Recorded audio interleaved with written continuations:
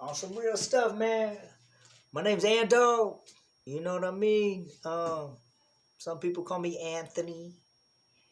Um, so here, man, this confession is like Usher, you know what I mean? So look, check it out, man.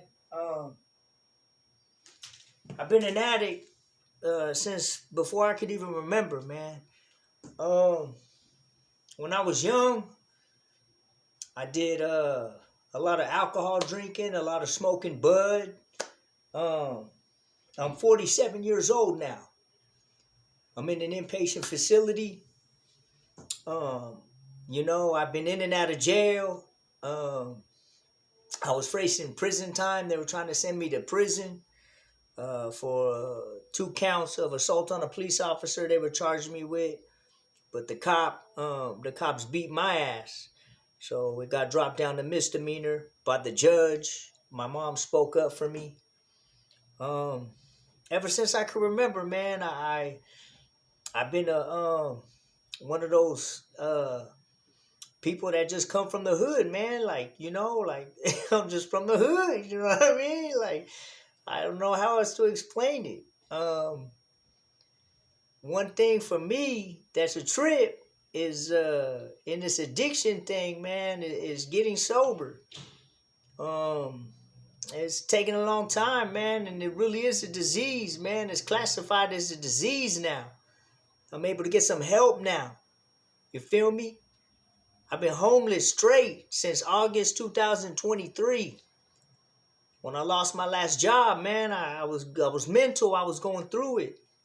Raising my voice with that bipolar stuff at my boss. She didn't like it. She's like, Anthony, are you yelling at me? And I had drunk so much coffee that day, man. I was like out of it. I was like, I ain't yelling at you, but I was in the front cleaning the trash can, throw up out the trash can. I'm trying to explain to her, right? And they had this walkie-talkie thing going on at Safeway.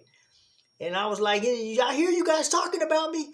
She's all, why I kept calling your name? Why didn't you answer me?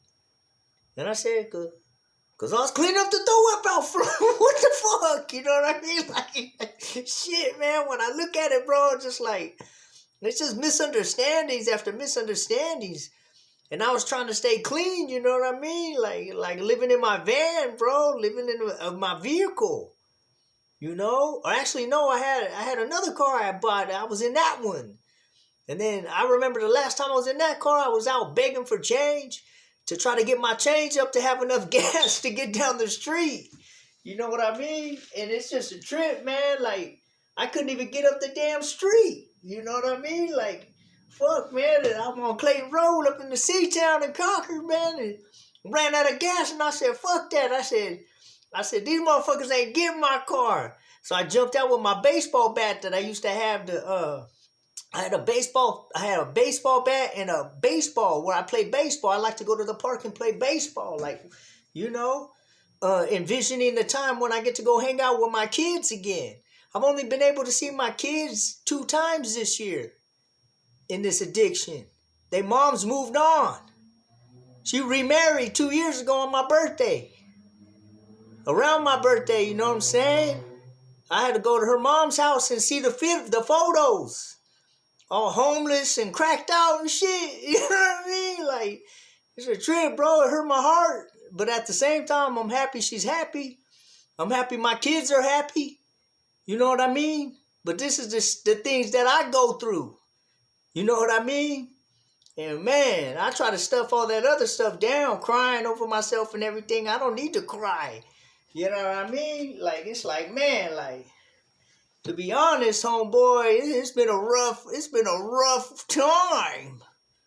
Out there getting beat. I've been beat on as I was homeless. I had a dude try to stab me in a porta potty. Big ass brother. He was like 6'5". He was homeless too, you know what I mean? But he was on a good one. And I'm in there trying to sleep in a porta potty because you can close it and there ain't nobody around you trying to sneak up on you, trying to cut you or get you. You know what I mean? So, man, when that happened, homeboy, I was like, shit, he knocked on the porta potty. I woke up and I said, hey, shit, man, someone's in here. And he kept jiggling the door. And I thought it was going to be some little pipsqueak, you know what I mean? So I opened up the door, man, what the fuck you doing? And I looked down and he looked all tweaked out and shit and he had a knife in his hand.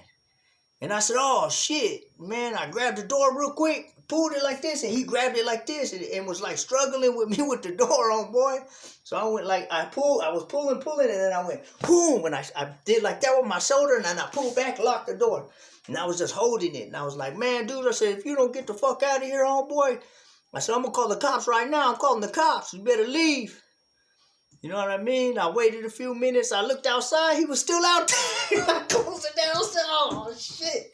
Can they get rid of this guy, man? You know what I mean? But it's like, man, I'm blessed to still be alive, bro. I'm too blessed to be stressed, homeboy. And I pray up. I talk to my Jesus and everything. But I'm 47, bro. I'm 47 up in here. We got some young men up in here, like in their 20s and stuff. And I'm like, orale, homeboy, you got to get it now, eh? You can't be out here messing around. You going to lose your family, you know what I mean? I lost mine. Not like, they moved on. Life goes on, man. We think it's all about us. It ain't.